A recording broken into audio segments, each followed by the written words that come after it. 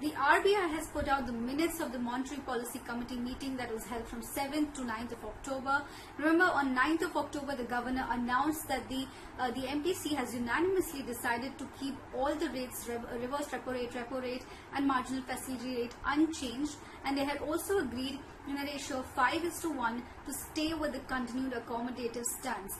There was only Jayanth Varma who was not in agreement with the word continued, the phrase continued accommodative stance. So taking a look at what are in the minutes of the MPC meeting, remember this was the first MPC meeting that was held with the 3 new members who had joined the MPC, namely Ashima Goyal, Jayanth Varma and Shashanka Bhide. They were appointed a day before the MPC meeting was held, and this is their first meeting, so their comments are of course of utmost importance to take a look at. But first let's take a look at what the MPC has said as a whole. Well, the MPC has said that there are high frequency indicators suggesting that economic activity is stabilizing in the second quarter of FY21. Very importantly, recovery in rural economy is expected to strengthen further, but urban demand turnaround is likely to be lagged. So that continues to be a concern, and that's mainly due to COVID related disruptions, social distancing measures, etc.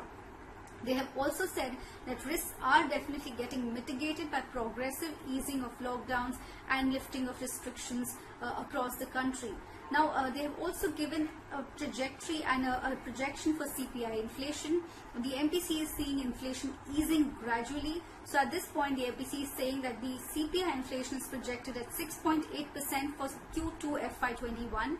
For the second half of FY21 as a whole, they are seeing CPI inflation at 5.4 to 4.5% and at 4.3% for Q1 of FY22. So that is the target we are looking at. It will get closer to the 4% target, inflation target that we have set. So at this point in time, although it's about 6%, a gradual easing to 4.3% is what the MPC is looking at. And they're saying that revival if the economy assumes the highest priority in the monetary policy. Now, taking a look at what Governor Shaktikanta Das has said in the MPC minutes, he said that the recovery in all likelihood would be led by rural demand. Downside uncertainties that could put sand in the wheels of the nascent recovery are continuously there, but the MPC should forward and strengthen their forward guidance. MPC should indicate that accommodative stance would continue as long as necessary. So he has laid stress on the fact that there is merit in persevering with accommodative stance as long as necessary. He's also said that a space for future rate cut exists if inflation evolves in line with their expectations. Now, taking a look at what Jayanth Varma has said, he's the one who had said who was not okay with the accommodative stance, but he says that his main issue is with the choice of the word decided regarding the date-based forward guidance. He says that he prefers using the word expected because it would preserve the MPC's commitment to respond to inflation shocks in the future.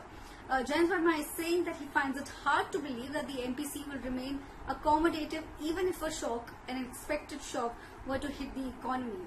He says that dissent is consistent with the obligation of MPC members to express views independently. He has also said that significant part of easing policy rates is not being transmitted to long-term rates, so there is a sharp reduction required in long-term rates.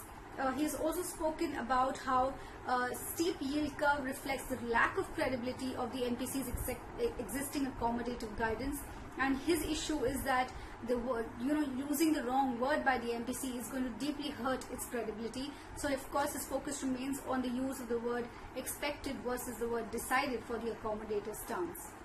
Moving on to what Ashima Goyal had said, she says that excessive tightness hurts financial stability as much as excessive stimulus does.